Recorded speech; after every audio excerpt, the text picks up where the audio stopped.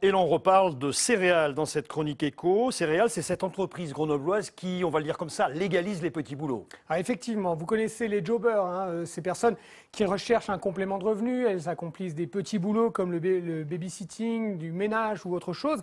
Ces activités restent souvent dans une économie parallèle, hein. C'est le travail au noir souvent et avec des risques importants pour l'employeur autant que pour l'employé. Eh bien, Grenoble, donc Céréales, c'est une start-up qui a fondé une plateforme internet. Elle a décidé de mettre en relation les intervenants et les bénéficiaires et elle prend en charge, et ça c'est unique en France, elle prend en charge les déclarations administratives de la moindre heure de travail travaillée, effectuée, et on est là donc dans l'économie collaborative.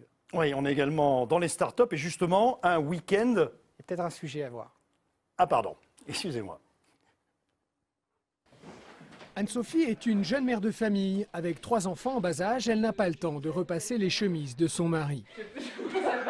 Colette, elle, est retraitée et elle déborde d'énergie. Les chemises, c'est elle qui va les repasser. Un petit travail d'1 heure au cours duquel une relation amicale se noue. Bon, allez, allons-y. On papote. Hier, quand elle est venue faire le repassage, on a papoté pendant 1 heure. Moi, ça m'a permis de faire des choses qui sont pas très agréables parce que du coup, j'étais pas toute seule à le faire parce qu'elle repassait à côté.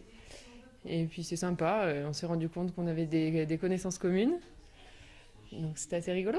C'est tout l'esprit de l'économie collaborative autour de la satisfaction de besoins convergents, la rencontre sympathique entre individus. Où est-ce qu'il est venu ?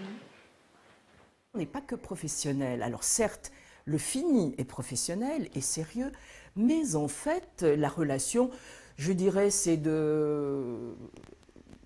d'habitant à habitant, de citoyen à citoyen. Et c'est ça que j'ai trouvé sympa. Babysitting, ménage, bricolage ou assistance informatique, les demandes sont multiples, les compétences nécessaires parfois pointues. Enfoncez bien. La prestation aurait pu se faire sans déclaration auprès des services de l'État, comme cela se passe souvent. Mais sur Grenoble, grâce à la plateforme internet Céréales, elle est déclarée et c'est un vrai soulagement pour les 2 parties. Voilà. Encore ? Ah, d'accord.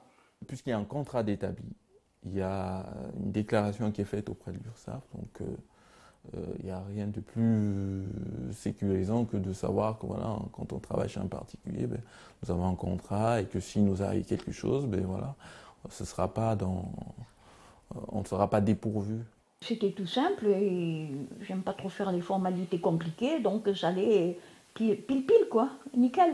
Car la start-up Céréales prend tout en charge, de la recommandation des intervenants après un entretien à la déclaration à l'URSSAF en passant par le paiement sécurisé au tarif horaire du SMIC. Et cela ne coûte pas plus cher au final que l'emploi d'une personne au noir.